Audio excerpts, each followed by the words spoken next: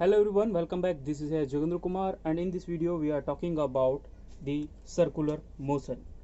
इस वीडियो के अंदर हम आपसे बात कर रहे हैं सर्कुलर मोशन के बारे में। जैसे कि आपको पता होगा कि आपका फिजिक्स का अभी तक 4 एपिसोड हो चुके हैं। यह आपका 5th एपिसोड है। उस 5th एपिसोड का ये 1 लेक्चर ओनली, ठीक है, 1 लेक्चर है जिसके बारे में हम डिस्कस करेंगे और इसका एक ही लेक्चर बनाएंगे, यही वाला। इसके अलावा कोई सेकंड लेक्चर इसका नहीं होगा क्योंकि सर्कुलर मोशन को हम इसी वीडियो में डिस्कस कर लेंगे। तो ये 5th एपिसोड का फर्स्ट लेक्चर है और वो टॉपिक क्या है आपका सर्कुलर मोशन। सर्कुलर मोशन को समझने के लिए ये सब का सब आपका किसका टॉपिक है? फिजिक्स पंच का ही। आपका एक सीरीज चल रहा है फिजिक्स पंच करके, ये उसी का ही टॉपिक है फिजिक्स पंच का। उस फिजिक्स पंच में ही मैं आपको किसके बारे में समझा रहा हूँ? 5th episode, that is circular motion, और लेक्चर है ये पहला आपका। तो स्टार्ट करते हैं इसके बारे में बिना किसी देरी के, है ना। तो first of all the circular motion is basically 2 type. Circular motion जो है ये 2 टाइप का है, यानी 2 टाइप्स है, जिनमें से अगर इसके बारे में फर्स्ट डिटेल किया जाए कि सर्कुलर मोशन अगर 2 टाइप का है तो फर्स्ट किस टाइप का है और क्या उसके बारे में हमें पढ़ना है। तो ये 2 टाइप का होता है, जिनमें से फर्स्ट हम पूरी डिटेल करेंगे uniform circular motion, uniform circular motion. और सेकंड हम बात करेंगे non uniform circular motion. Uniform से आप क्या चीज समझते हैं? यूनिफॉर्म मतलब क्या? जैसे स्कूल का एक ड्रेस कोड होता है, कभी आपको कहा जाता है जैसे वेडनेसडे के दिन आपको सिर्फ व्हाइट यूनिफॉर्म में आता है, किसी अलग अलग स्कूल में अलग अलग कोड आता है, किसी में पिंक होगा, किसी में ब्लू कलर की यूनिफॉर्म होगी। तो यूनिफॉर्म सर्कुलर मोशन यानी इसमें मोशन जो है वो यूनिफॉर्म रहेगा, यानी पूरी चीज क्या है, सेम रहती है। नॉन यूनिफॉर्म सर्कुलर मोशन में क्या होता है, उसमें जो मोशन होता है वो चेंज हो सकता है, इसमें भी चेंज होता है, बट क्या चेंज होगा क्या चेंज नहीं होगा, ये क्वेश्चन है नीट का। और ये कम से कम 3-4 बार क्वेश्चन आ चुका है। हम इसके बारे में डिस्कस करेंगे जब टॉपिक के बारे में करेंगे।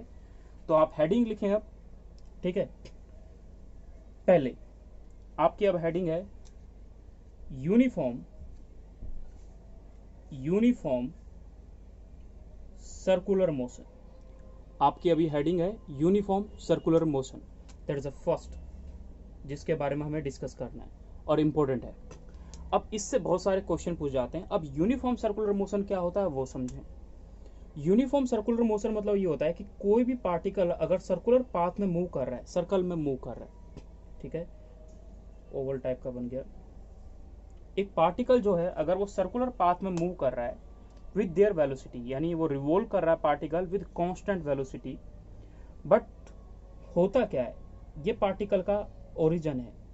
पार्टिकल कोई भी पार्टिकल है इस वाले पॉइंट से अगर मूव कर रहा है तो v वेलोसिटी से मूव कर रहा है।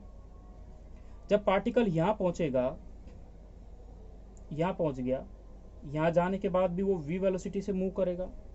जब पार्टिकल इधर पहुंचेगा तो भी यहाँ पर किस वेलोसिटी से मूव कर रहा है? v वेलोसिटी से मूव कर रहा है। अब आपको पता है कि velocity is a vector quantity, ये तो आपको पता ही है कि velocity is a vector quantity. तो इस बारे में हम कहेंगे कि इन यूनिफॉर्म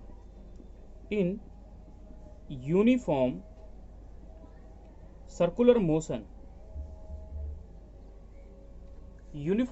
मोशन में जो स्पीड होती है, स्पीड ऑफ रिवॉल्विंग पार्टिकल, कोई भी पार्टिकल अगर रिवॉल्व कर रहा है एक यूनिफॉर्म सर्कुलर मोशन में, तो वो क्या होती है? Is constant. वो क्या रहती है? कांस्टेंट रहती है।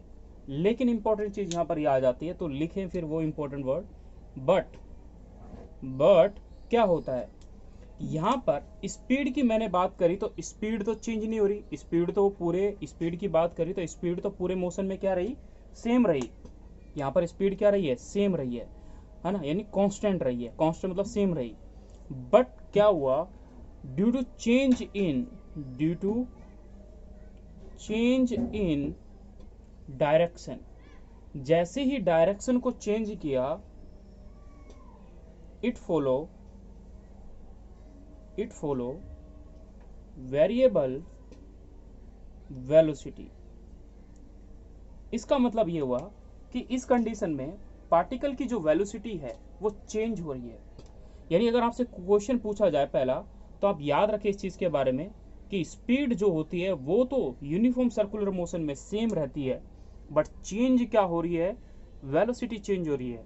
Because speed is a scalar quantity but velocity is a vector quantity. The velocity, the speed both will be represented as a v, but this is a vector, this is not a vector quantity। तो speed जो है वो scalar quantity है, speed जो है वो vector quantity, इसलिए इसके ऊपर मैंने ये लगा दिया। तो सबसे इंपॉर्टेंट चीज आपने क्या समझा, जैसे ही डायरेक्शन चेंज हुई वेलोसिटी क्या हो जाएगी, चेंज हो जाएगी। ये आपको ध्यान रखना है और ये इंपॉर्टेंट पॉइंट है। सेकेंड चीज आपको क्या समझना है, इसी डायग्राम को ले लेते हैं और इसी डायग्राम में सेकंड पॉइंट समझाते हैं। ये जो पार्टिकल है ये v वेलोसिटी से मूव कर रहा है। सपोज करो मैंने इस वाले पॉइंट को p पॉइंट ले लिया और इस वाले पॉइंट को मैंने q पॉइंट ले लिया, और इन दोनों के बीच में ये वाली ये वाली रेडियस, यानी मैंने r बोल दिया। रेडियस r होती है किसी भी सर्कल की, एक r रेडियस, ये वाली पूरी, ये भी r ही होगी। जब दो ये होती हैं तो इनके बीच में एक थीटा का फॉर्मेशन होता है, थीटा बना दिए, क्यों नहीं, थीटा बना दिए। अब इस कंडीशन में हुआ क्या, तो उस पर फोकस करें। इसमें यह हुआ कि हमें कुछ वर्ड पढ़ते हैं, जैसे पहला एंगुलर डिस्प्लेसमेंट, एंगुलर डिस्प्लेसमेंट क्या होता है जी, एंगुलर डिस्प्लेसमेंट होता है, यानी इसको थीटा से रिप्रेजेंट किया जाता है, एंगुलर डिस्प्लेसमेंट को, इज इक्वल टू होता है formula arc upon radius. The arc is P Q, arc यहां पर क्या है, पी क्यू है, is divide by radius. R को ऐसे रिप्रेजेंट किया जाता है। तो आपने यहां पर यह देखा कि यहां पर एंगुलर डिस्प्लेसमेंट जो होता है, एंगुलर मतलब एक एंगल पर, कोई भी पार्टिकल यहां से एक एंगल पर रोटेट करिए, डिस्प्लेस कर गया, दैट इज एंगुलर डिस्प्लेसमेंट। तो angular displacement is the ratio of arc per unit radius, ठीक है, तो इसको कहा जाता है। अब इसमें मेन चीज क्या बात कही गई, अब आपको पता है यहाँ पे दो चीज आपको याद रखनी है। क्या याद रखना है, if is a vector quantity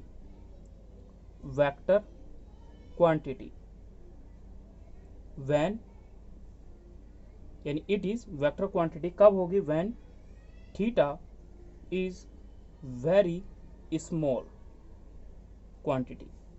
theta जो है वो बहुत स्मॉल क्वांटिटी में है। अगर यही बात मैंने कहा, अगर मैंने दूसरी बात ये कही कि अगर थीटा फिर मान लो अगर लार्ज होगा तो क्या होगा, तो आप इस चीज का याद रखें, if theta is more than it is scalar quantity. Okay, तो ये दो पॉइंट आपको याद रखने कि स्केलर क्वांटिटी कब होगा और वेक्टर क्वांटिटी कब होगा। अभी आपने ये जाना, तो एंगुलर डिस्प्लेसमेंट हो गया, वेलोसिटी और स्पीड के बारे में हमने बात कर लिया। अब हम बात करेंगे another important topic here, that is angular speed. क्या आपने स्पीड की बात करी, अभी स्पीड के बाद अभी आपने जस्ट वेलोसिटी के बारे में बात करी, वेलोसिटी के बाद आपने डिस्प्लेसमेंट की बात करी इन सर्कुलर मोशन, यानी थीटा की बात करी, यानी वेलोसिटी वेक्टर की बात करी, यानी स्पीड की बात करी। अब हम बात करेंगे इसमें एक new word, that is a नया, इसमें एक टॉपिक है, नया क्या है, वही है पुराना, बट वो है एंगुलर वेलोसिटी। इससे क्वेश्चन काफी बार पेपर में पूछा जा चुका है, नीट के पेपर में आपसे। तो angular velocity is equal to वही हो जाएगा डिस्प्लेसमेंट, यानी थीटा अपॉन टाइम टी। अगर इसका मैं डिफरेंशिएट कर दूं D theta upon D T, इसको इस टाइप से भी लिखा जाता है, ठीक है। मैंने इसको क्या डिफरेंशिएट करके लिख रखा है, यानी डिस्प्लेसमेंट का डिफरेंशिएट अपॉन टाइम, यही क्या है मैंने लिखा है एंगुलर वेलोसिटी। फॉर्मूला इंपॉर्टेंट है, फॉर्मूला तो इंपॉर्टेंट है ही है, theta upon time. Most important की ये वाली बात है। इंपॉर्टेंट बात क्या, सबसे पहली चीज तो क्या कि यहां पर this is A vector quantity, है ना, ये वेक्टर क्वांटिटी है, ठीक है। और इसकी जो डायरेक्शन होती है, इसकी जो डायरेक्शन होगी, डायरेक्शन इज परपेंडिकुलर। अब यहां पर इसकी जो डायरेक्शन है वो परपेंडिकुलर टू दी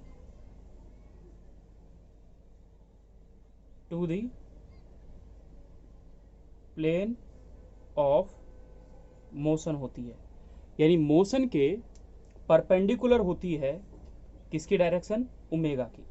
यानी क्या, पार्टिकल अगर इस डायरेक्शन में मूव कर रहा है तो इसकी जो डायरेक्शन है वो तो या तो outward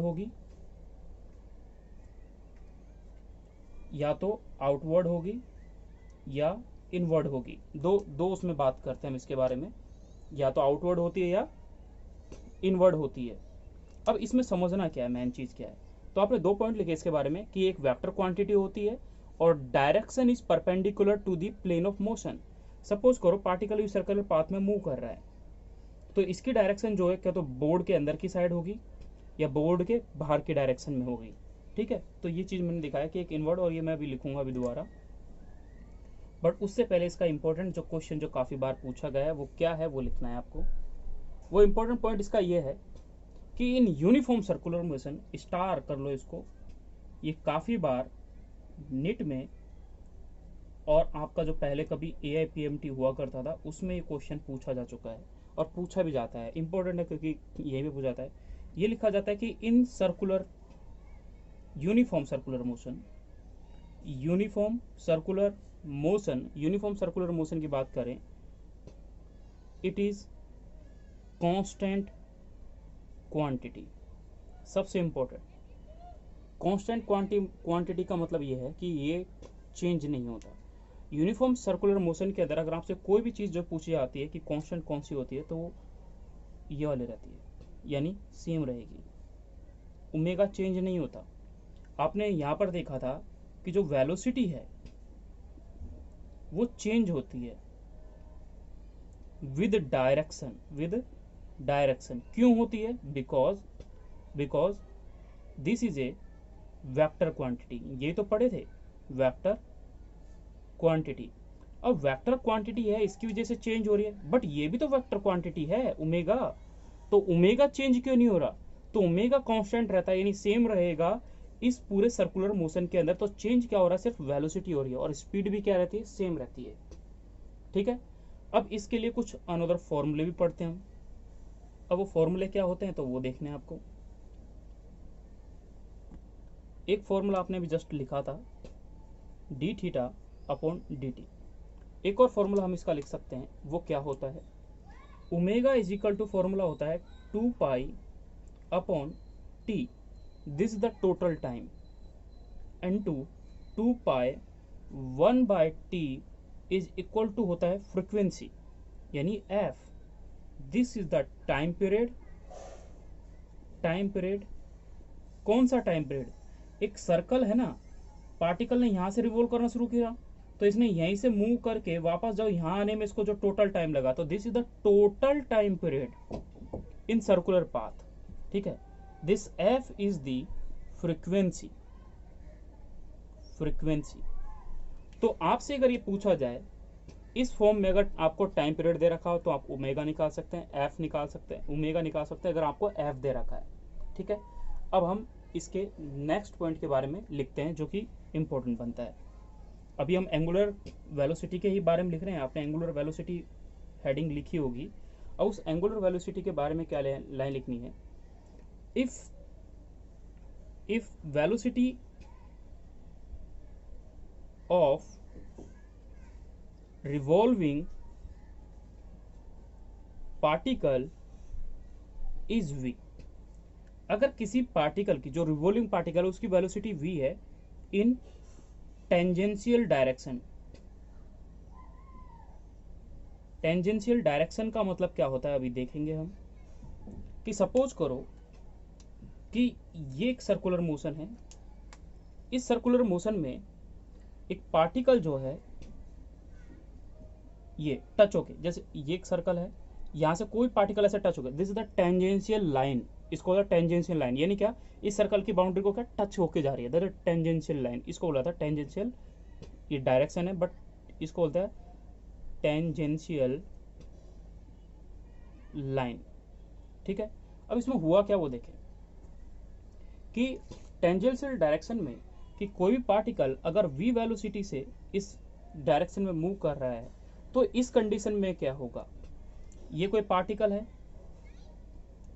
this is A radius particle, इस डायरेक्शन में मूव कर रहा है, तो हम बोलते हैं कि जो इसके लिए एक वर्ड यूज करते हैं जिसको बोला जाता है इसकी एक्सियल रेडियस। एक्सियल रेडियस जो होती है वो क्या होगी वो भी देख लें, outward. This is the direction of axial radius.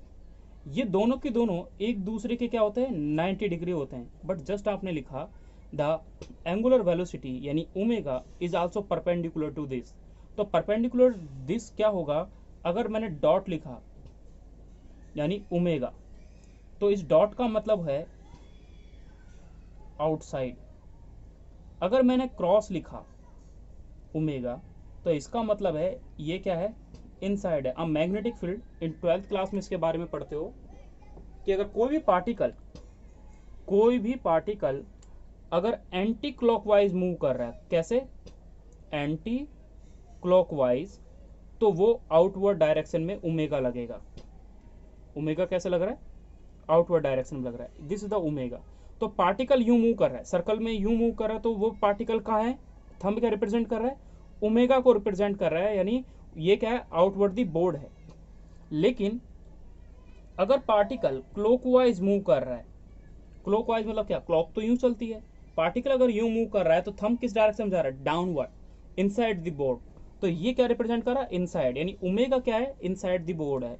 इस चीज में आपने क्या चीज समझा, इस चीज में आपने ये समझा कि all these are the omega, the axial vector that is a radius यानी r, और v इज द वेलोसिटी। ये तीनों के तीनों एक दूसरे के क्या होते हैं, परपेंडिकुलर होते हैं। क्या होते हैं, एक दूसरे के परपेंडिकुलर होते हैं, यानी 90 डिग्री होते हैं। तो इनके बीच में एक इंपॉर्टेंट फॉर्मूला बनता है, v vector is equal to omega vector is multiply by axial vector. That's important and mark it, इसको स्टार मार्क कर ले। ये क्रॉस प्रोडक्ट है, डॉट प्रोडक्ट नहीं है, ठीक है। दूसरा, आपने पहला पॉइंट इनके बारे में लिखें कि वेलोसिटी वेक्टर, ओमेगा और दो एक्सियल रेडियस है, ये तीनों के तीनों परपेंडिकुलर टू ईच अदर, एक दूसरे के क्या हैं, परपेंडिकुलर हैं, ठीक है। ये चीज आपको याद रखनी है, ओके। सेकंड पॉइंट, यानी पहला पॉइंट लिखा, सेकंड पॉइंट भी आपको लिखना है, तो अभी इसको थोड़ा रफ कर देते हैं।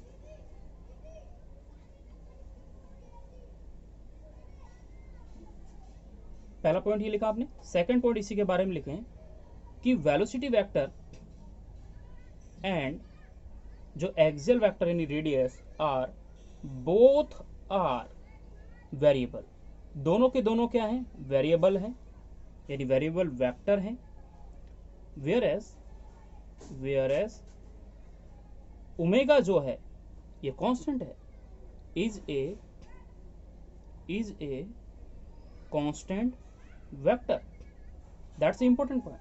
तो आपने दो चीज देखी यहाँ पर कि वेरिएबल कौन है और कांस्टेंट कौन है। तो इस चीज का आपको ध्यान रखना कि ओमेगा यहाँ पर कांस्टेंट रहता है, v और r जो है वो वेरिएबल है ना। यानी कांस्टेंट वेक्टर ये है, वेरिएबल वेक्टर ये दोनों है। तो दो पॉइंट इन दोनों के बारे में अभी आपने जस्ट लिखा। मैंने यहाँ पे लिखा कि ये क्रॉस प्रोडक्ट है। अगर कोई चीज क्रॉस प्रोडक्ट होती है तो उसका मतलब ये होता है कि उनके बीच में जो इक्वेशन बनती है क्रॉस प्रोडक्ट के अकॉर्डिंग, तो वो बनती है velocity is equal to into omega r sine theta.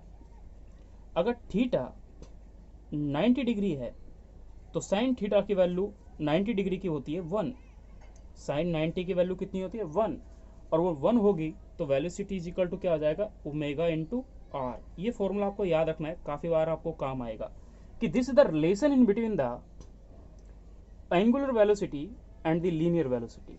The relation in between the angular velocity and linear velocity, ये आपको याद रखना होता है। ठीक है, अब हम बात करते हैं इन यूनिफॉर्म सर्कुलर मोशन में जो एंगुलर वेलोसिटी होती है, एंगुलर मैं लिख ही देता हूं यहां पर समझाने के लिए कि अगर आपसे ओमेगा के बारे में बोला जाए, ओमेगा जो है वो एक एक्सियल वेक्टर होता है। एक्चुअली क्या होता है, एक्सियल वेक्टर होता है, आप ये याद रखें।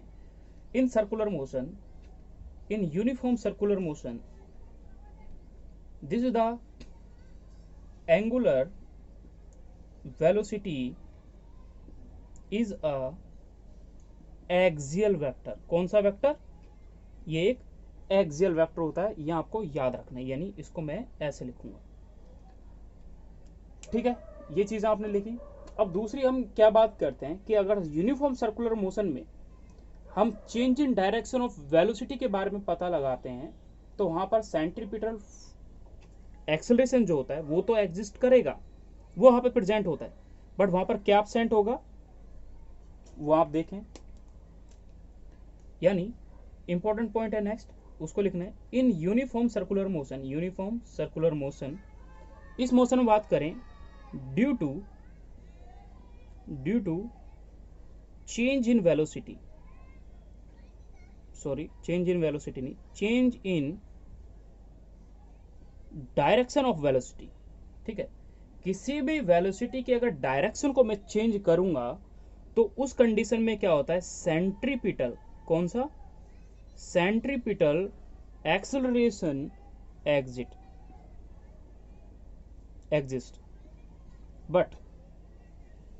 बट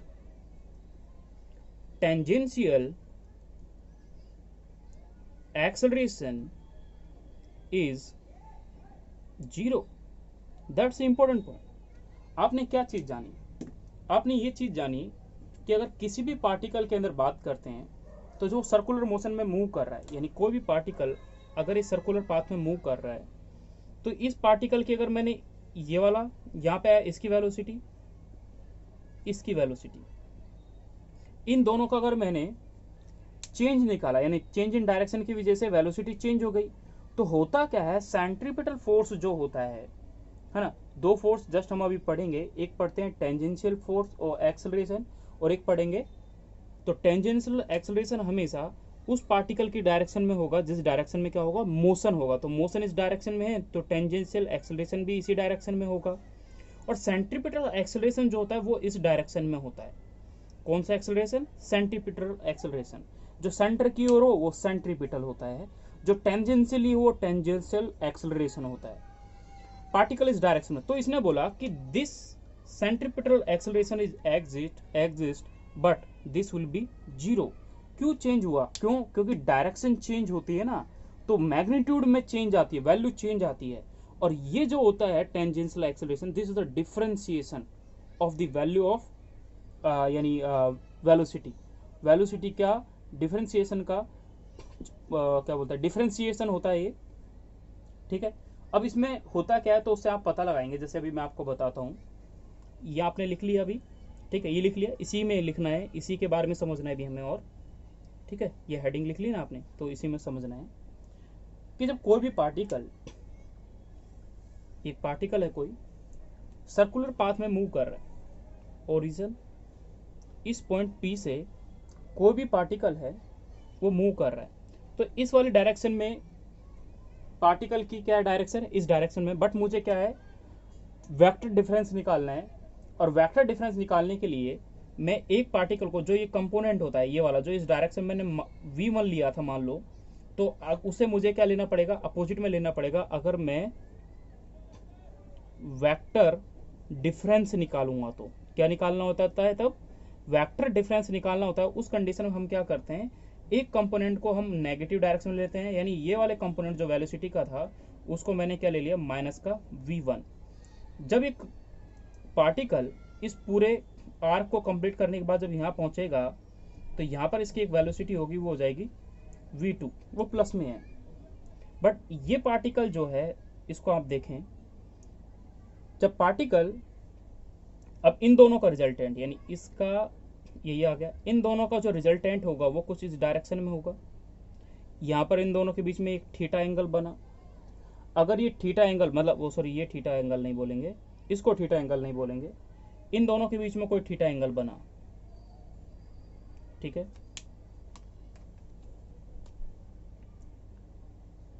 इन दोनों के बीच में कोई थीटा एंगल बना। जब इन दोनों के बीच में कोई थीटा एंगल बनेगा तो थीटा, ये वाला जो एंगल है और ये वाला एंगल जो है एक्चुअली है क्या, उसके बारे में हमें समझना है। This angle and this angle is equal, this angle is the 180 minus theta.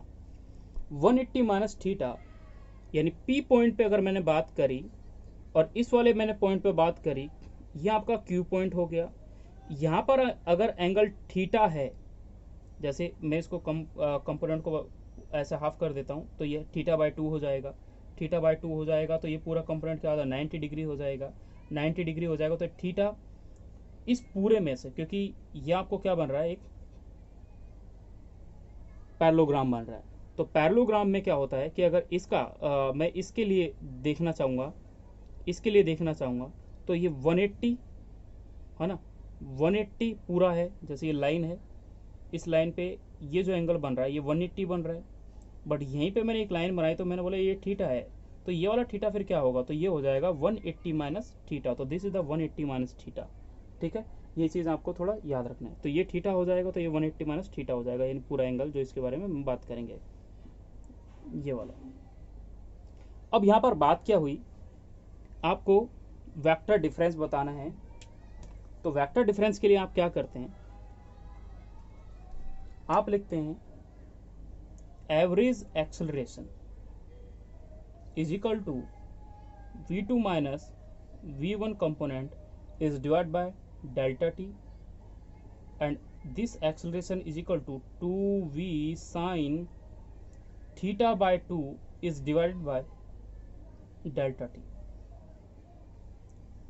Same formula is also used for average velocity. Average velocity के लिए भी यही फॉर्मूला यूज होता है, 2v sin theta by delta T. अगर आपसे वहाँ पे ये भी पूछा जाता है काफ़ी बार कि अगर आपको resultant is equal to formula भी यही होता है, लेकिन ये क्या है, डिफरेंस का। अगर आपसे डिफरेंस के लिए, यानी ये मैंने कह लिया डिफरेंस, डिफरेंस मतलब क्या होता है, घटाना। एक तो बोलते हैं आप सब्ट्रैक्ट करना, सब्ट्रैक्ट, और एक बोलते हो आप डिफरेंस निकालना। जब डिफरेंस होती है इन दोनों के लिए एक ही मतलब निकलता है, यानी जब डिफरेंशिएट आपसे पूछा जाए तो आप फॉर्मूला क्या लिखोगे, 2v sin theta by 2 divide by delta T, ये एक्सेलरेशन का फॉर्मूला होता है। वेलोसिटी का भी फॉर्मूला यही होता है, 2v sin theta by 2 is divide by delta T. और दूसरा, अगर आपसे, लेकिन यहाँ पर ये वेलोसिटी की जगह अगर वेलोसिटी पूछ रहा है तो यहाँ पर डिस्टेंस वाला आएगा ना, तो डिस्टेंस लिखेंगे। रिजल्टेंट की बात करेगा तो किसका रिजल्टेंट पूछ रहा है, वो वेलोसिटी का रिजल्टेंट पूछ रहा है, डिस्टेंस का रिजल्टेंट पूछ रहा है, या फिर एक्सेलरेशन का रिजल्टेंट पूछ रहा है, हम उसके अकॉर्डिंग यहाँ पर वैल्यू पुट करेंगे। क्यों, क्योंकि एक्सेलरेशन में तो वेलोसिटी अपॉन टाइम होता है, वेलोसिटी में डिस्टेंस अपॉन टाइम होगा, तो यहाँ पर डिस्टेंस आना चाहिए, तो डिस्टेंस पुट करेंगे। तो ये होती है डिस्टेंस की बात, यानी ये डिफरेंस की बात। तो नेगेटिव कब किया, जब आपसे पूछा गया, बोला गया वेक्टर का डिफरेंस करना है, क्या करना है, वेक्टर का डिफरेंस करना है, तब जाके ये फॉर्मूला आता है। तो इस चीज को आपको याद रखना है, this is an average acceleration. ये आपके पास क्या है, एवरेज एक्सेलरेशन है, ठीक है। अब इसमें कुछ और पॉइंट हैं, अब हम उनके बारे में डिस्कस करते हैं, ठीक है। अब वो क्या है, तो अलग से न्यू पॉइंट लिखना है आपको। नया पॉइंट ये है कि कोई पार्टिकल अगर सर्कुलर मोशन में मूव कर रहा है, तो नेक्स्ट पॉइंट आपके पास कि यूनिफॉर्म सर्कुलर मोशन में अगर एंगुलर डिस्प्लेसमेंट की बात कर रहा है, यानी थीटा की बात कर रहा है, अगर ये क्या है लेस देन 180 डिग्री है, कितना लेस देन 180 डिग्री है, तो 180 डिग्री मतलब क्या है कि जैसे ये एक सर्कल है, ये क्या है सेमी सर्कल है, यानी इसका आधा सर्कल है, तो ये सेमी सर्कल ने कितना एंगल कवर किया, जैसे पार्टिकल यहाँ पे था, यहाँ से उसने यहाँ तक गया, तो यहाँ पे आने पे तो उसने 90 डिग्री कवर कर लिया, 90 डिग्री, जब वो यहाँ से यहाँ जाएगा तो 90 डिग्री और कवर कर लेगा, तो टोटल कितना डिग्री हो गया 180 डिग्री। बट जो पूरा सर्कल कवर करता है यहाँ से यहाँ पर, तो यहाँ पर वापस आने पर तो उसने कितना एंगल कवर कर लिया 360 डिग्री, यानी ये 360 हो जाएगा और ये वाला जो हो जाएगा वो कितना हो जाएगा 180 डिग्री हो जाएगा। इन दोनों कंडीशन में हमें ये बताना है कि एवरेज एक्सेलरेशन के बारे में बताना है कि एवरेज एक्सेलरेशन में क्या चेंज आता है। तो यूनिफॉर्म सर्कुलर मोशन में एंगुलर डिस्प्लेसमेंट यानी theta is less then 180 degree, कितना है 180 डिग्री है, तो उस कंडीशन में हम बात कर रहे हैं देन यानी इसको क्या बोल रहे हैं हम सेमी साइकिल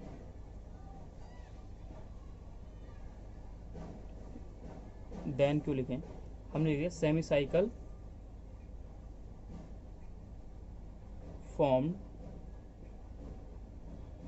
भी नहीं लिखेंगे, हम लिख सकते हैं, चलो छोड़ो ये लिखते हैं लेस देन, मैंने ये लिख दिया लेस देन सेमी साइकिल, यानी एंगल जो है वो सेमी साइकिल से क्या है कम बनेगा, तब अगर सेमी साइकिल से कम बनेगा तब की बात हो रही है, तो उस कंडीशन में सेमी साइकिल से कम होगा, तो उस कंडीशन में हम ये बोलेंगे कि direction of average acceleration is toward the centre. तो उस कंडीशन में एवरेज एक्सेलरेशन की जो डायरेक्शन है वो कहाँ है टूवर्ड द सेंटर है, ये आपको याद रखना है। सेकेंड पॉइंट इसी के बारे में आपको लिखना है, अगर यूनिफॉर्म सर्कुलर मोशन में एंगुलर डिस्प्लेसमेंट यानी theta is greater then 180 degree है, यानी यहाँ पर आपको क्या बन रहा है सेमी साइकिल से यानी मोर देन सेमी साइकिल से ज़्यादा है, उस कंडीशन में बोलेंगे कि direction of average acceleration is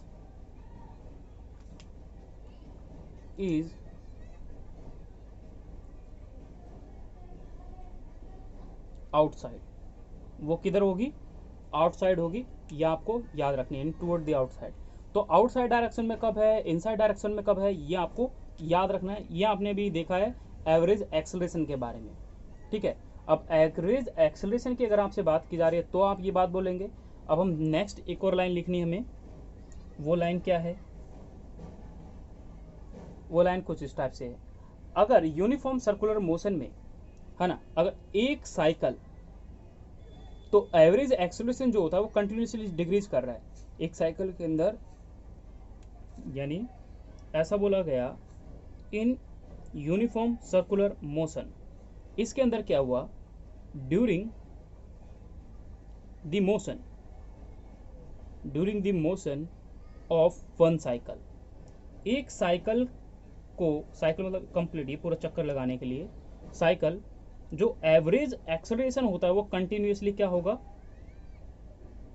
continuously decrease at complete cycle, complete at नहीं ये इसको बट लिखें, but complete cycle average acceleration will be 0। अगर आपसे पूछा गया एवरेज, बिकॉज थीटा की बात करें, थीटा इज इक्वल टू कितना होता है 180 डिग्री, ठीक है। एवरेज एक्सेलरेशन का फॉर्मूला होता है ये 2v sin थीटा बाय 2। अगर इस कंडीशन में बोला कि अगर आपसे पहले ये बोल लिया कि इसने साइकिल जो है यूनिफॉर्म सर्कुलर मोशन में वन साइकिल, एक साइकिल का एवरेज एक्सेलरेशन जो होता है वो कंटिन्यूसली डिक्रीज होता है, ओके, एवरेज एक्सेलरेशन जो होता है वो कंटिन्यूसली डिक्रीज करेगा, बट कंप्लीट साइकिल के लिए क्या हो जाएगा 0 हो जाएगा। डिक्रीज होने का मतलब क्या है, जैसे सिंपल सी बात है कि पार्टिकल 0 एक्सेलरेशन से गया, जैसे जैसे एंगल बढ़ेगा तो मैक्सिमम तो आपको मिलेगा 90 डिग्री पे, 90 डिग्री के बाद फिर वो और जैसे जैसे बढ़ रहा है वो फिर क्या हो जाएगा, नेगेटिव में आता रहेगा आंसर, और वैल्यू क्या हो जाएगी फाइनली जीरो हो जाएगी। तो जीरो हो जाएगी यानी क्या, कैसे हो जाएगी तो वो देखें।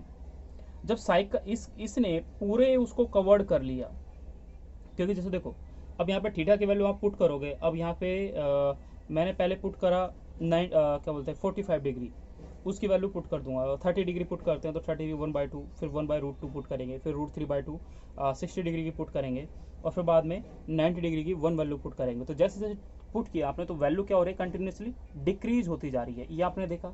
दूसरा इसने बोला कि अगर मान लो ये पूरा एक कंप्लीट साइकिल कर ले तो यानी थीटा उस टाइम पे क्या हो जाएगा 2v sin 360 is divide bye 2, okay, और इसके बटे में डेल्टा टी भी है, is divide by delta T. तो उस कंडीशन में कितना आ जाएगा 180 आ जाएगा। साइन 180 कितना होता है, जीरो होता है, तो एवरेज एक्सेलरेशन इस कंडीशन में क्या हो जाएगा, जीरो हो जाएगा। That's a important point, okay.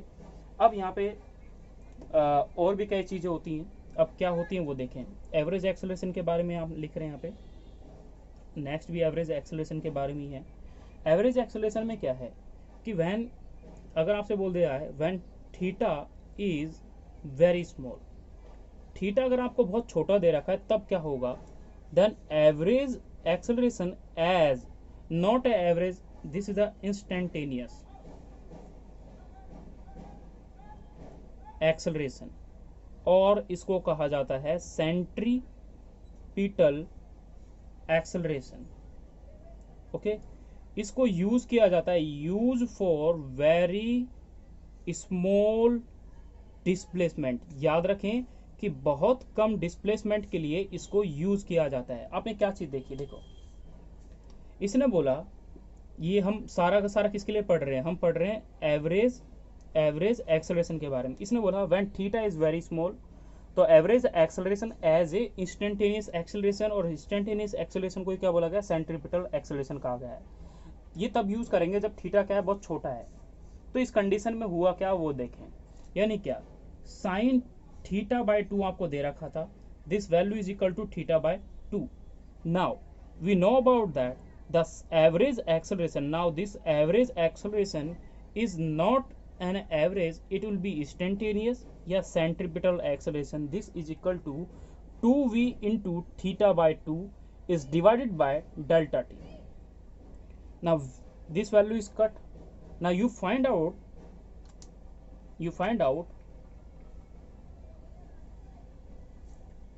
the average centripetal acceleration is equal to v into theta upon delta t, okay. यहाँ पे आपने सेंट्रीपिटल एक्सेलरेशन निकाले, और this is theta upon T यानी time period, that is equal to omega. Now centripetal acceleration is equal to velocity into omega, that's a important point, okay. तो आपने यहाँ पर क्या देखा कि यहाँ पर सेंट्रीपिटल एक्सेलरेशन का फॉर्मूला आपने क्या देखा है, ये होता है, ठीक है। सेंट्रीपिटल एक्सेलरेशन का फॉर्मूला क्या होता है, ये होता है। बट अब आप ये बताओ what is the formula of omega, what is the formula of omega.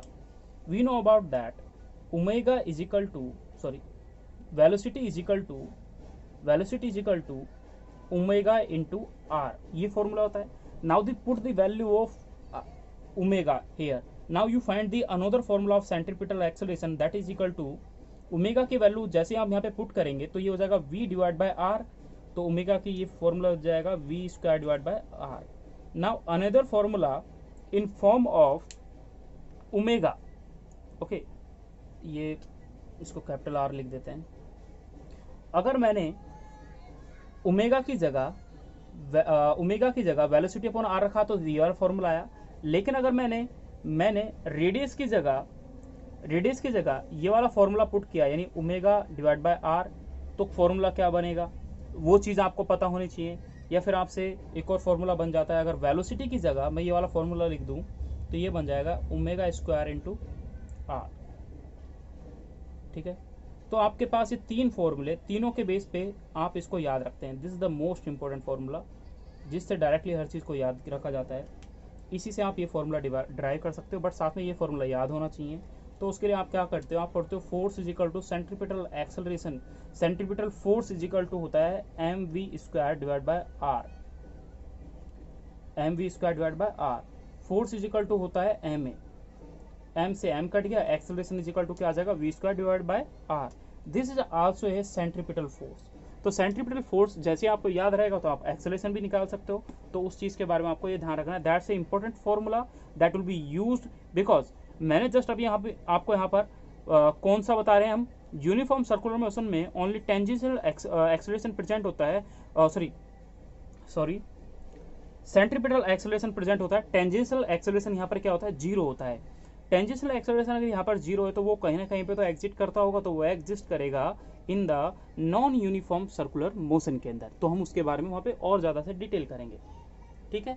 अब आपने ये चीज़ देख लिया, अब नेक्स्ट पॉइंट लिखना है फिर से सेंट्रीपिटल एक्सेलरेशन के बारे में। सेंट्रीपिटल एक्सेलरेशन के बारे में आपको क्या लिखना है कि सेंट्रीपिटल एक्सेलरेशन जो होता है वो ऑलवेज इसकी जो डायरेक्शन होती है ऑलवेज टुवर्ड दी सेंटर, हमेशा सेंटर की ओर इसकी डायरेक्शन होगी। इस चीज के बारे में आपको याद रखना है। दूसरा, centripetal acceleration is a variable vector. Variable vector मतलब क्या, ये चेंज होता रहता है, बिकॉज क्यों, इट इज ऑल्सो वेक्टर, तो because direction will change, direction change होगी तो centripetal acceleration is also change, okay. But magnitude same रहता है, मैग्नीट्यूड सेम रहता है। मैग्नीट्यूड मतलब क्या, वैल्यू, यानी क्या, कोई भी पार्टिकल इस डायरेक्शन में मूव कर रहा है वी वेलोसिटी से, मैंने बोला ये पार्टिकल, जैसे अभी हम जस्ट बात करेंगे इसके बारे में, मैं मोशन के बारे में बात करूँगा तो मैं इसको और अच्छे से वहाँ पे एक्सप्लेन करूँगा, तो यहाँ पे मैं इसके बारे में भी कुछ नहीं कर रहा, इसको छोड़ें। मैग्नीट्यूड का मतलब होता है कोई वैल्यू, है ना, यानी वो वैल्यू -5 होगी मीटर पर सेकेंड और +5 होगी मीटर पर सेकेंड, बस इसमें डायरेक्शन का फर्क है स्क्वायर, इसमें बस डायरेक्शन का फर्क है। बट ये एक्सेलरेशन की वैल्यू सेम इसी के इक्वल है। डायरेक्शन कौन बता रहा है, ये नेगेटिव और पॉजिटिव, यानी ये प्लस का एक्स एक्सिस में हो सकता है, प्लस का वाई एक्सिस में हो सकता है, ये माइनस का इस डायरेक्शन हो सकता है, ठीक है। अब आपने इसके बारे में बात करी, दूसरे इसके लिए एक फॉर्मूला पढ़ते हैं, ओके, जिसको बोलते हैं radial vector. Centripetal acceleration and radial vector, okay, radial vector जिसको रेडियस वेक्टर बोल रहे हैं, वेक्टर, इसकी बात करें, ये दोनों के दोनों होते हैं, both are in opposite direction. क्यों, क्योंकि मैंने इसके बारे में क्या बताया था कि ये हमेशा आउटवर्ड दी सेंटर होता है, सेंटर से अपोजिट डायरेक्शन। तो इनके बीच में जो एंगल बनेगा वो आप मुझे बताएं क्या बनेगा, opposite direction vector, so angle between them is कितना होगा, आप मुझे बताएं, 180 डिग्री। इंपॉर्टेंट, इसलिए क्या बोला, this is the circular path, ठीक है। इस सर्कुलर पाथ में आप पढ़ रहे हो कि the centripetal acceleration is toward the centre, centripetal acceleration is toward the centre, okay, right है। बट इस डायरेक्शन में इसने बोला, और इस डायरेक्शन में इसने इसको बोल दिया। अब हमने बोल दिया कि इस सेंटर पर आपको जो ओमेगा है वो इनसाइड द बोर्ड है, अंदर की ओर है ओमेगा, ठीक है। तो इसमें जो इसका वेक्टर है ये वाला radial vector, that is a outward. तो इन दोनों के बीच में जो एंगल बना वो ये रहा था, ये v वेलोसिटी से कोई पार्टिकल इस डायरेक्शन में मूव कर रहा है, उसका सेंट्रीपिटल एक्सेलरेशन इधर की साइड होगा और उसका रेडियल वेक्टर आउटवर्ड होगा। और जो उसका अब पार्टिकल यूं जा रहा है, यानी यूं घूम कर रहा है एंटी क्लॉकवाइज, और अगर एंटी क्लॉकवाइज अगर मूव कर रहा है तो उसका ओमेगा क्या होगा, इनसाइड दी बोर्ड होगा। You know about that in we written in your last topic, just थोड़ी देर पहले हमने उसके बारे में एक्सप्लेन किया था, ठीक है। ये इंपॉर्टेंट पॉइंट है, ये आपको याद रखना है, ओके। यहाँ तक हो गया। अब हम कुछ चेंज करते हैं कुछ फॉर्मूले जो आपने अभी तक पढ़े, उन फॉर्मूलों को एक साथ में लिख लेते हैं। यूनिफॉर्म सर्कुलर मोशन आपका खत्म हो गया है। यूनिफॉर्म सर्कुलर मोशन में अभी तक आपने कौन कौन से फॉर्मूले पढ़े वो लिख लेते हैं, और उसी में जस्ट जो अभी आपने फॉर्मूला लिखा उसके बारे में लिख लेते हैं। अभी आपने जो लास्ट फॉर्मूला लिखा उसमें लिखा कि velocity vector and r vector are 90 degree, but centripetal acceleration and r vector both are 180 degree. ये जस्ट लास्ट फॉर्मूले के बेस पे है।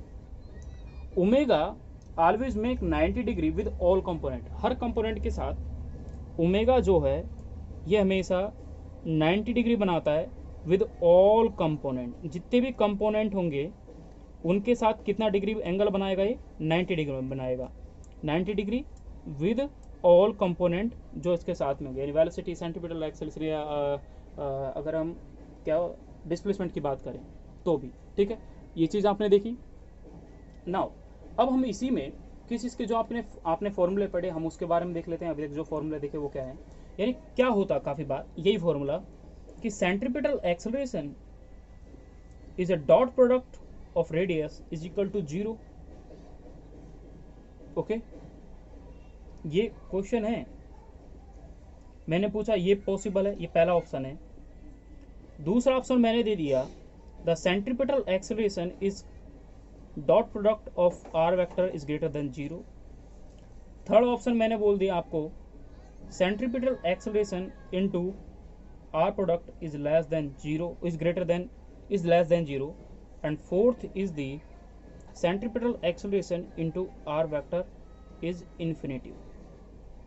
तो आपको याद रखना है this is equal to this component. इन दोनों का जो मैग्नीट्यूड आएगा, इन दोनों का जो रिजल्टेंट आएगा वो हमेशा 0 से कम आएगा। इनका जो आंसर आएगा वो हमेशा 0 से कम आएगा। दैट्स मीन इनका जो आंसर आएगा वो नेगेटिव में आएगा। ये चीज़ आपको याद रखनी है जो आप इस चीज़ से पता लगाते हो, क्योंकि एंगल इनका क्या है 180 डिग्री इन दोनों के बीच में एग्जिट करता है, और 180 डिग्री इन दोनों के बीच में अगर एंगल बनता है तो उसकी वैल्यू क्या आ जाएगी, माइनस का 1 आएगा, यानी माइनस में चले गया है ना, यानी हम लिखते हैं ना। तो इसलिए आपने ये टॉपिक देखा। जस्ट इसके बाद अभी तक आपने जो फॉर्मूले लिखे वो आप एक साथ में लिख लें। यहाँ पे आपको थोड़ा और इजी रहेगा समझने के लिए कि सेंट्रीपिटल एक्सेलरेशन में आपने डिफरेंट फॉर्मूले पढ़े, वो डिफरेंट फॉर्मूले कौन कौन से थे। Now you right the another formula, another heading, formula नहीं, अनदर हेडिंग क्या है आपकी, non uniform circular motion. Non uniform circular motion, this is the second topic. हम इसके बारे में डिस्कस कर रहे हैं। जब ये खत्म हो जाएगा तो आपका वीडियो कंप्लीट हो जाएगा, और ये इंपॉर्टेंट है। इसका एक एक पॉइंट जो आपने समझा वो इंपॉर्टेंट है। यूनिफॉर्म सर्कुलर मोशन में तो आपने समझा कि वहाँ पर हर पार्टिकल की वेलोसिटी जो होती है वो सेम, स्पीड सेम रहती है, वेलोसिटी चेंज होती है क्योंकि डायरेक्शन चेंज होती है। ठीक है, इसमें क्या होगा कि when particle is revolving in a circular orbit, कि कोई भी पार्टिकल अगर सर्कुलर ऑर्बिट में मूव कर रहा है, ठीक है, कोई भी पार्टिकल अगर सर्कुलर ऑर्बिट में मूव कर रहा है तो उसमें उसकी स्पीड जो है वो वेरिएबल होगी इन मैग्नीट्यूड, यानी वेरिएबल फॉर्म में होगी, बट जो उसका मैग्नीट्यूड है यानी rate of change of speed जो है इज नॉन जीरो। ओके, यानी वेलोसिटी जो है वो यहाँ पर, यानी rate of change of speed जो है वो क्या हो जाएगा, नॉन जीरो होगा, यानी एक्सेलरेशन इस कंडीशन में क्या हो रहा है, नॉन जीरो होगा। इसकी वेलोसिटी मैंने बोला एक कंपोनेंट इस डायरेक्शन में जा रहा है और दूसरा कंपोनेंट मैंने बोला इस डायरेक्शन में जा रहा है, वो उसकी वेलोसिटी क्या है v2। एक कंपोनेंट इस डायरेक्शन में जा रहा है उसकी वेलोसिटी क्या है v3। तो हर कंपोनेंट अलग अलग डायरेक्शन में अगर मूव कर रहा है तो उसकी वेलोसिटी अलग अलग है। That's mean v1 velocity is not equal to v2 velocity is not equal to v3। Okay, अब नॉन यूनिफॉर्म सर्कुलर मोशन को समझने के लिए आपको अप्लाई करना पड़ता है दो के बारे में, दो एक्सेलरेशन यहां पर इन्वॉल्व होते हैं। लास्ट वाले में पढ़ा था इन नॉन यूनिफॉर्म सर्कुलर मोशन। इसमें क्या होता है, लास्ट वाले में तो आपने पढ़ा था कि वहां पर ओनली सेंट्रीपिटल एक्सेलरेशन इन्वॉल्व होता है। कौन सा, centripetal acceleration. But here you know, read about the tangential. Tangential acceleration is also involved. यहाँ पे दो एक्सेलरेशन इन्वॉल्व होते हैं, किसमें? नॉन यूनिफॉर्म सर्कुलर मोशन में, बट यूनिफॉर्म सर्कुलर मोशन में ओनली सेंट्रीपिटल एक्सेलरेशन प्रेजेंट होता है. That's important point. We know about that the centripetal acceleration is equal to v square is divide by r. Now what is the tangential acceleration? Tangential acceleration is equal to differentiation. यानी क्या? आपको ये याद रखना है, जब centripetal की बात करें तो फॉर्मूला ये, और जब टेंजेंशियल की बात करेगा तो उसका क्या होता है? डिफरेंशिएट होता है. किसी भी वेलोसिटी का आप डिफरेंशिएशन कर दो, जो भी आएगा वो उसका टेंजेंशियल एक्सेलरेशन हो जाएगा. ठीक है, तो ये चीज आपने लिखा. इसके लिए आप एक और फॉर्मूला लिखते हो जो काफी फेमस है, ओमेगा स्क्वायर आर. ये भी पढ़ते हैं. ठीक है, तो दो पॉइंट ये याद रखें इसके बारे में. टेंजेंशियल एक्सेलरेशन जब भी निकालना होगा तो आप कोई भी इक्वेशन दे रखी होगी आपको, जैसे मैंने लिखा x इज इक्वल टू, अगर आपको दे रखी है 2t की पावर 4 माइनस का 3t, ये इक्वेशन दे दें आपको. Now velocity is equal to लिख देते हैं, वेलोसिटी इज इक्वल टू लिख दें. आप इसका डिफरेंशिएट कर दें, या फिर आप, मैंने अगर ये भी लिख रखा है तो भी चलेगा. इसको एक बार डिफरेंशिएट करें, फिर दोबारा डिफरेंशिएट करें. डिफरेंस करने के बाद जब इसकी वेलोसिटी आ जाएगी तो वही आपका क्या होगा? टेंजेंशियल एक्सेलरेशन होगा. ठीक है, अब हम इसके बारे में कुछ इंपॉर्टेंट पॉइंट्स को लिखते हैं, जैसे लास्ट वाले के बारे में लिखा था. अब बोथ एक्सेलरेशन जो होते हैं, दोनों के दोनों एक्सेलरेशन, एक एक्सेलरेशन ये और एक टेंजेंशियल एक्सेलरेशन, दोनों एक्सेलरेशन के बारे में कुछ बातें लिख रहे हैं. तो दोनों के दो जो एक्सेलरेशन होते हैं ये वेरिएबल होते हैं. ठीक है, लेकिन जो टेंजेंशियल एक्सेलरेशन होता है वो कांस्टेंट हो भी सकता है और नहीं भी हो सकता. बट मैग्नीट्यूड जो है किसका? Constant in magnitude. जैसे अब यहाँ पे मैं लिख रहा हूँ, एक लाइन लिख रहे हैं कि बोथ एक्सेलरेशन आर वेरिएबल. दोनों के दोनों एक्सेलरेशन जो होते हैं वो वेरिएबल होते हैं. अब यहाँ पे लिखा कि टेंजेंशियल एक्सेलरेशन जो होता है, टेंजेंशियल एक्सेलरेशन में भी कांस्टेंट. ये कांस्टेंट हो सकता है, बट हो या ना हो डिपेंड करता है. टेंजेंशियल एक्सेलरेशन में भी कांस्टेंट इन मैग्नीट्यूड. मैग्नीट्यूड उसका क्या रहेगा? सेम रहेगा. जैसे कि आपने अभी पढ़ा था कि टेंजेंशियल एक्सेलरेशन का डिफरेंशिएट करें तो उसके मैग्नीट्यूड में कुछ चेंज नहीं आएगा, वो एक ही आएगा. ये बात करी. जबकि बात करें कि वेयर एज सेंट्रीपिटल एक्सेलरेशन के बारे में अगर आपसे बात किया जाए, ये कैन नॉट बी कांस्टेंट. ये कांस्टेंट रहता इन मैग्नीट्यूड, ये वेरी करेगा. क्यों करेगा? सेंट्रीपिटल एक्सेलरेशन जो होता है ये क्या होता है? डिपेंड ऑन, क्या करेगा? ओमेगा पे डिपेंड करेगा, वेलोसिटी पे डिपेंड करेगा, रेडियल वेक्टर पे डिपेंड करेगा. इसलिए ये जो कंपोनेंट है ये डिपेंड करता है जिस पे. अब ये तो कांस्टेंट होता है लेकिन वेलोसिटी पे तो डिपेंड करता है ये, उसकी वजह से इसकी वैल्यू कांस्टेंट नहीं होती. ठीक है, अब हम बात करते हैं नॉन यूनिफॉर्म सर्कुलर मोशन में जो वेक्टर होता है ना, इसकी डायरेक्शन जो होती है वो कांस्टेंट होती है, बट इसका जो मैग्नीट्यूड होता है वो चेंज होता रहता है. क्या रहता है अब वो देख लेते हैं. जैसे अभी जस्ट आपने देखा कि वेलोसिटी जो है ये क्या होती है? कांस्टेंट नहीं होती, जिसकी वजह से omega is equal to velocity upon r formula बना. तो यहाँ पर जो v है वो चेंज करती है विद ओमेगा. यानी अगर v चेंज होगा, v चेंज तभी जाके देन ओमेगा चेंज. लेकिन r यहाँ पे मैंने बोल दिया कांस्टेंट है. अब यहाँ पे बोला गया what is the angular acceleration. Angular acceleration is written as a alpha. Just आपने पहले वाले में देखा कि in non uniform circular motion, तो यहाँ पे हेडिंग लिख लें आप, यहाँ पे हेडिंग लिखें आप दोबारा से, एंगुलर एक्सेलरेशन यानी अल्फा.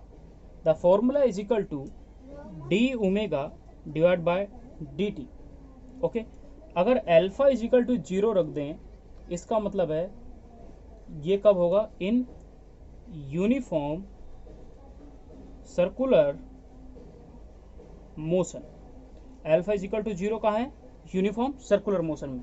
बट मैंने बोला alpha is equal to d omega by d t is not equal to 0 तो ये कब हो रहा है? इन नॉन यूनिफॉर्म सर्कुलर मोशन। ठीक है, ये आपको याद रखना है। अब अल्फा यानी ये, यानी एंगुलर एक्सेलरेशन, ये जो होता है always along the rotational axis, that's a important point कि रोटेशनल एक्सिस यानी कोई भी चीज ना, जैसे मान लो ये रोटेट कर रही है तो एक्सेलरेशन भी इसी की डायरेक्शन में होगा। ठीक है, कौन सा? Angular acceleration. ठीक है, अब इसमें इंपॉर्टेंट पोर्शन नॉन यूनिफॉर्म आपका बहुत ज़्यादा इंपॉर्टेंट है। यूनिफॉर्म में बस एक दो क्वेश्चन बनते थे, वो आपने वहाँ पढ़ ही लिए, बट नॉन यूनिफॉर्म में क्या बनते हैं वो हम करेंगे, और ये बहुत इंपॉर्टेंट है समझना। देखो क्या है, पहला आपको पहला पॉइंट लिखना है, if speed is increase, heading लिखनी है आपको। अगर स्पीड इंक्रीज करेगी तो क्या होगा? तो ये होगा साहब कि ये कोई सर्कुलर पाथ है, इस सर्कुलर पाथ में कोई भी ऑब्जेक्ट जो है, आपको पता है ये कोई पार्टिकल है, ये मूव कर रहा है, पार्टिकल जो है उसका मोशन इस डायरेक्शन में, क्या बोला मैंने? मोशन इस डायरेक्शन में है। अगर मोशन इस डायरेक्शन में है तो यानी वेलोसिटी भी इस डायरेक्शन में होगी, और वेलोसिटी जिस डायरेक्शन में होगी यानी इंक्रीज कर रही है, तो एक्सेलरेशन भी क्या हो जाएगा? इंक्रीज होगा, यानी tangential acceleration in direction of that motion in that velocity, जिस डायरेक्शन में आपको क्या पार्टिकल मूव कर रहा है। क्योंकि यहाँ पर स्पीड जो है वो इंक्रीज, ये स्पीड इंक्रीज होती जा रही है, स्पीड इंक्रीज होती जा रही है, तो हम बोलते हैं ना एक्सेलरेटिंग मोशन। एक्सेलरेटिंग मोशन मतलब क्या? वेलोसिटी इंक्रीज करेगा तो एक्सेलरेशन भी क्या करेगा? इंक्रीज करेगा। तो वेलोसिटी इंक्रीज कर रहा है तो एक्सेलरेशन भी इंक्रीज कर रहा है, बट कौन से वाला? Tangential acceleration in the direction of the motion. Now initially आपने पढ़ा कि जो यहाँ पर सेंटर की ओर जो एक्सेलरेशन होता है that is a centripetal acceleration. ठीक है, अब मैंने ये पॉइंट बना दिया, यहां पर मैं वो बना दिया, क्या बोलते हैं इसको? Parallelogram.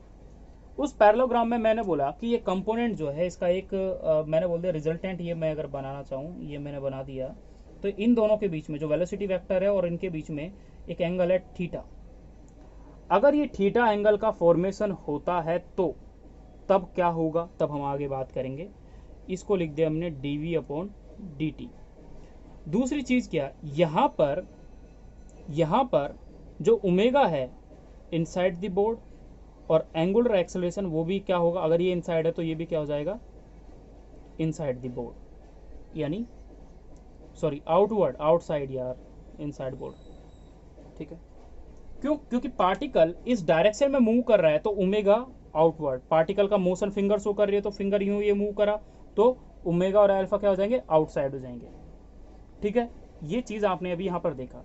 This is the resultant of both, that is the tangential acceleration and the centripetal acceleration, that is a, इसको बोल दिया। ठीक है, अब करना क्या है वो देखते हैं। अब आपको चीज ये याद रखनी है कि जब स्पीड इंक्रीज होगी, व्हेन स्पीड इंक्रीज, जब स्पीड को इंक्रीज किया उस कंडीशन में tangential acceleration is toward the direction of motion, ये लिख लेना आप।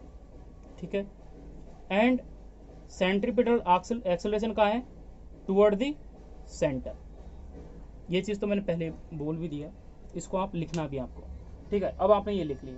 अब मैंने इसका रिजल्टेंट पूछा, ये यानी नेट एक्सेलरेशन अगर मैं आपसे पूछूं तो फिर क्या होगा? तो इन सबों को मिटा देते हैं जो भी आपको लग रहा है फालतू, क्योंकि फॉर्मूले लिखने हैं। तो यहाँ पर net acceleration is equal to, यानी ए इज इक्वल टू हो जाएगा इन दोनों का मैग्नीट्यूड ले लो, इसका स्क्वायर इसका स्क्वायर, सेंट्रीपिटल का स्क्वायर प्लस टेंजेंशियल का स्क्वायर। सेंट्रीपिटल का square is equal to formula होता है v square divide by r. Question के अकॉर्डिंग आप इसको सॉल्व करेंगे। This is the dv/dt। जब वैल्यू को डिफरेंशिएट करेंगे उसके बाद जो वैल्यू आएगी उस आंसर को यहाँ पे पुट करेंगे, दिस इज योर वैल्यू।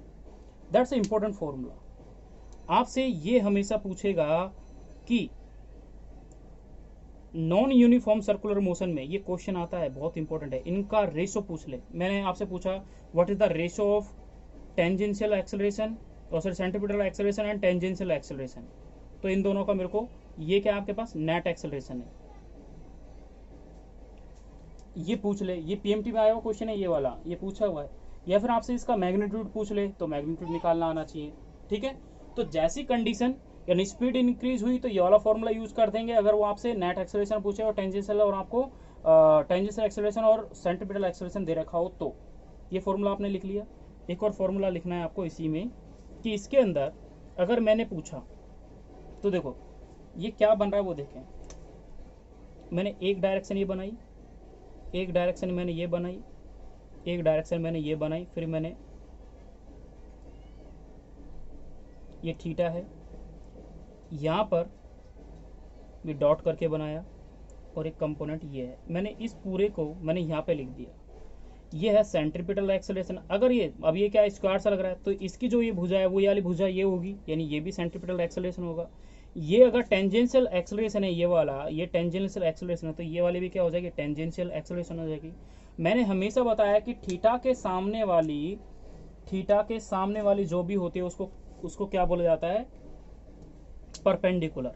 अब आपको पता है यहाँ पे थीटा बताना है, tan theta is equal to होता है perpendicular upon base. Now what is the perpendicular? The perpendicular is the centripetal acceleration is divided by the what is the base of it, tangential acceleration. Okay, मैंने इसको यहाँ से मिटा रहा हूँ। That's a important formula है।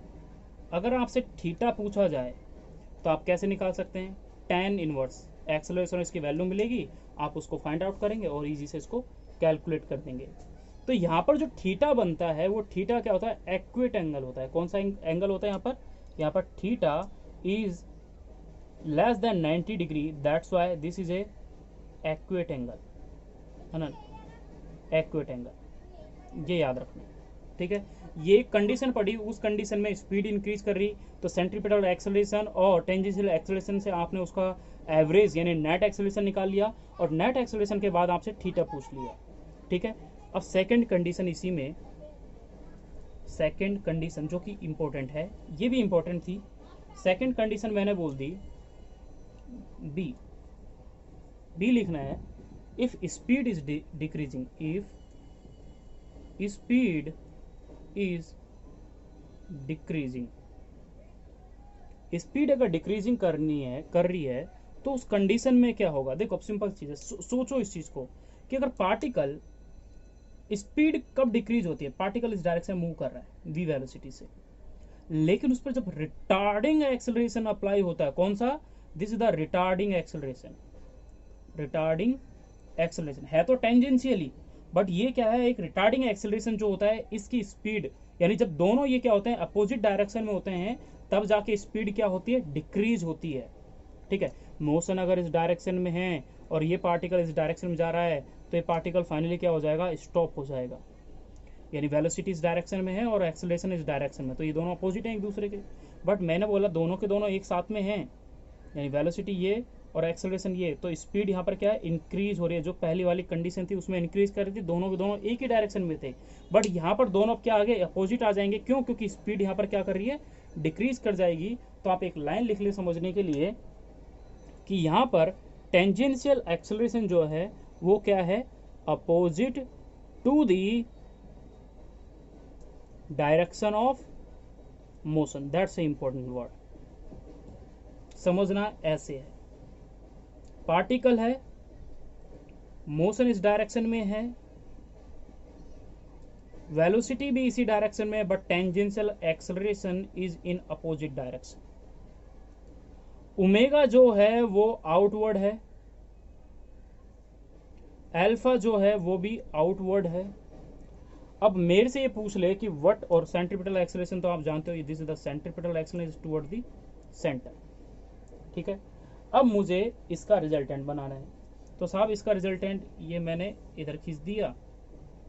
ठीक है, इनके बीच में एक एंगल ये वाला और ये बन रहा है। ये सेंट्रीपिटल एक्सेलरेशन तो ये भी सेंट्रीपिटल एक्सेलरेशन, ये अगर टेंजेंशियल एक्सेलरेशन है तो ये भी टेंजेंशियल एक्सेलरेशन हो जाएगा, ये ओरिजिन है। अब मेरे से अगर फॉर्मूला पूछ ले कि बताओ इसका क्या है, तो मैं लिखूंगा यहाँ पे नेट एक्सेलरेशन सेम ही होगा, क्योंकि यहाँ पे स्क्वायर हो रहा है, तो यहाँ पर आ जाएगा सेंट्रीपिटल का स्क्वायर प्लस माइनस का AT का स्क्वायर। जब इसका स्क्वायर करेंगे तो ये प्लस में आ जाएगा। क्यों आ जाएगा भाई? अपोजिट डायरेक्शन में है, नेगेटिव है, तो उसके हिसाब से इसका क्या है, नेगेटिव आना चाहिए। और ये आपका नेट है, दैट इज ए।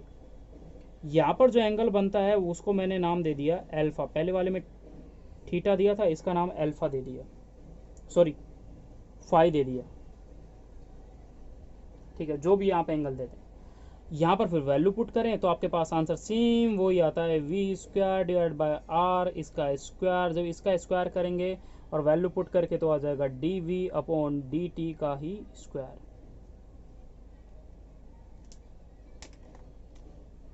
ये आपको याद रखना है, सेम है, there is no change in formula. अगर इंक्रीज कर रहा है स्पीड और डिक्रीज कर रहा है स्पीड तब भी सेम फॉर्मूला यूज होगा, यानी ये आपके पास नेट एक्सेलरेशन हो जाएगा। अब हमसे ये पूछ लिया जाए कि व्हाट इज